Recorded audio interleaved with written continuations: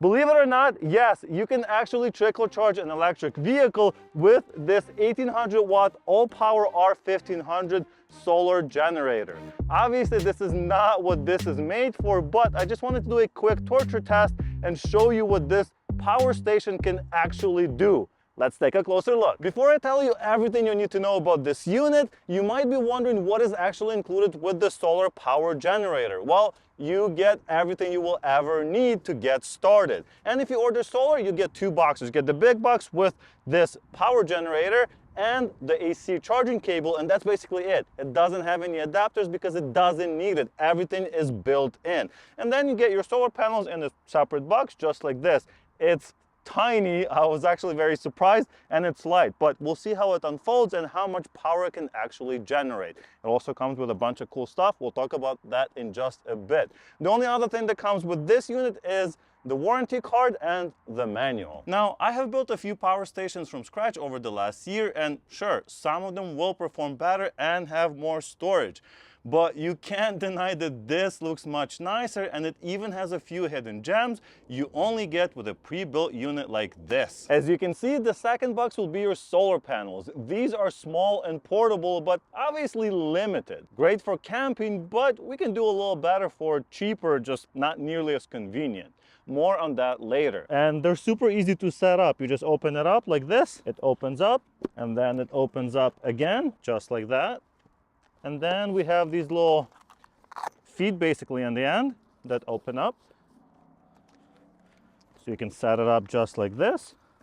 And look at that, it's all done and set up, and now we can plug it into this power station and start charging it, and then we can charge the car as well. It also has these little hooks, so you can actually secure it to the ground. So if you put it on the grass, we can stick something in and hold it down to the ground. Pretty cool. So obviously we're gonna have to connect these solar panels to the power station. So how do we do that? Well, everything is included. So if we open this little pocket, we have a few different connectors. We have MC4 to XT60, I believe.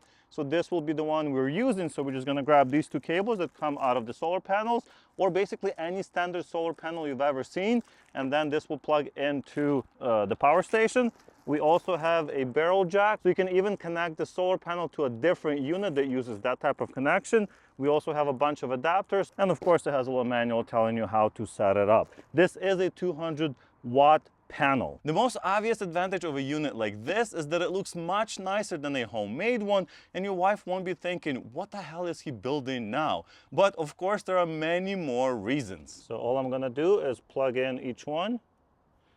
They're basically impossible to plug in incorrectly, like that.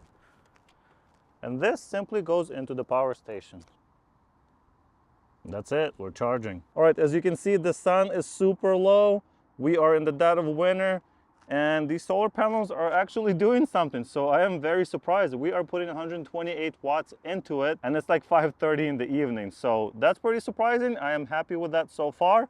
Of course, we can get a lot more out of these and a lot more solar input into this unit, and we'll do that in this video. All right, guys, so I have my 120 volt AC charger for my BMW i3. Let's plug it in.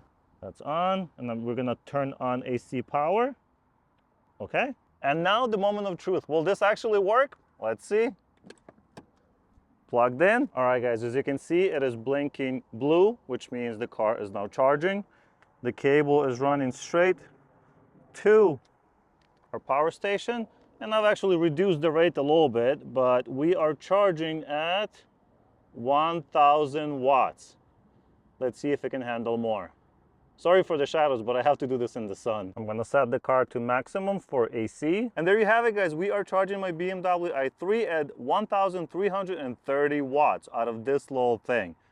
Amazing. Of course, your needs might be completely different. Maybe you just want to cut down your electricity costs utilizing solar and have a backup in an emergency. Well, this unit has a built-in UPS. Why does that matter? Glad you asked. This means it can switch to battery or solar power almost immediately without your devices losing power. It's like one of those old school computer UPS batteries, but way more advanced. You can easily power and back up your work from home setup, including laptop. I have two of them connected at the moment. your 48-inch monitor, Wi-Fi router, or even a printer without any interruptions when the power goes out. Connecting solar to the unit will also help cut down on your power usage from the grid from these devices. It's also a great way to protect your gaming or editing computers or even a home server, as this outputs a pure sine wave and will not damage your electronics. And as you can see, I'm using about 90 watts playing a full screen 1080p video plus my other computer. So I have two computers running, and that means we can run all of the setup for about 12 hours. That's pretty sweet. You can also power your home appliances, TVs, lights, fans, microwave, and even this air fryer. No problem at all. Going camping or RVing, bring this with and you can run your portable fridge or freezer and even provide power to your power tools. This unit has a 650 watt solar input, can output 1600 watts of power, and has 1152 watt hours of energy, or over a kilowatt of stored energy. But is that enough for you? Well, that's where most people make their biggest mistake.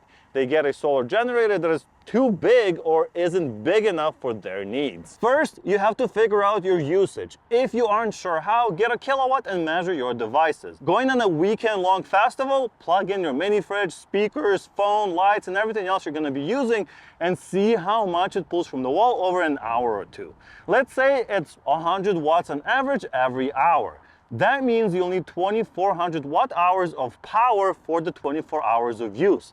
This ALLPOWERS R1500 would run that setup for about 10 hours, but you can of course add solar panels to recharge during the day. And look how easy it is to carry around. What I really like about this unit is that you can use practically anything to charge it up. And if you choose to use the grid, it's a simple cable. No adapters, no barrel jacks or anything. It's a simple power cable. AC is the fastest way to charge this at 1500 watts and will take you from 0 to 80% in about 40 minutes. You can of course use solar, as this has a built-in MPPT charge controller, and in fact you can use the two together. It will use the solar power first and then use the AC for the rest. You can of course get the ALLPOWERS solar panels, which are light and portable and will generate up to 200 watts in direct sun.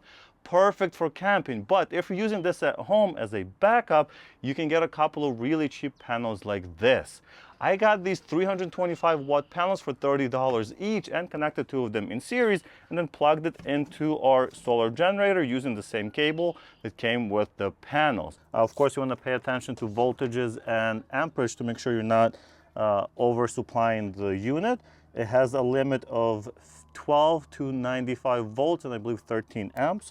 So you want to stay under those numbers. So now I'm just going to plug it into this cable that came with the portable solar panels and plug it into the unit. And now we're putting in 200 watts even when they're not positioned correctly, with partial shade and in the evening. So that's pretty good. During the day, we can easily generate 500 to 600 watts just with these two panels. And yes, you can charge this unit and power a device at the same time. Another huge advantage of this unit and why we can charge an electric vehicle with this is that it has a C output of 1800 watts continuous and a peak of 3000 watts, which means we can set our portable car charger to 15 amps at 120 volts. That's huge for this price point and size. Now we're actually putting wattage into the battery while charging the car and getting power from the solar.